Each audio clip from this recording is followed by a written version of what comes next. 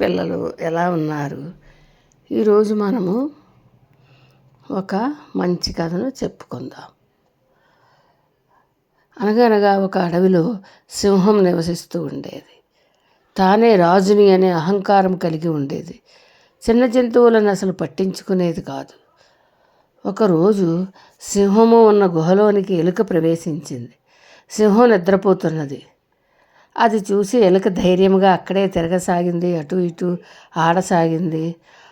ఆటలాడుకుంటుంది గుహలో. ఈ లోపల హఠాత్తుగా మెలకువ వచ్చింది సింహానికి. ఎలుకను తన పంజా విసిరి పట్టుకోబోయింది. ఎలుక భయపడి దూరంగా వెళ్ళిపోయింది. నన్ను వదిలేయి రాజా, నేను ఎప్పుడు నిన్ను ఇబ్బంది పెట్టను.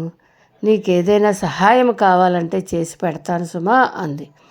దాని మాటలు విని సింహము పక్కపక్క నవ్వింది.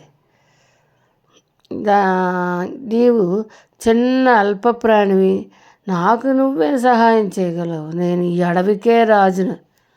వెళ్ళిపోలే, నిన్ను చూస్తే జాలేస్తుంది, పో, నా కంటికి కనబడకు అని పంపించి వేసింది.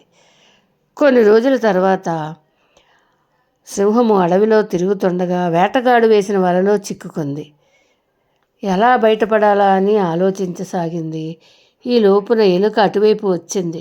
సింహము అవస్థను గమనించింది. సింహము అడగకుండానే గబగబా వెళ్ళి ఆ వలతాళ్ళు కొరికివేసింది.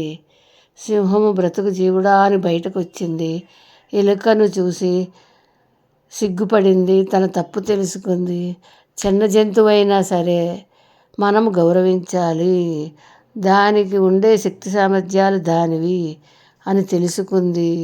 కాబట్టి మనం ఎవరిని కూడా చిన్న చూపు చూడరాదు, ఎవరి శక్తి సామర్థ్యాలు వారివి అని ఈ కథ మనకు తెలియజేస్తుంది. పిల్లలు, ఉంటాను మరి.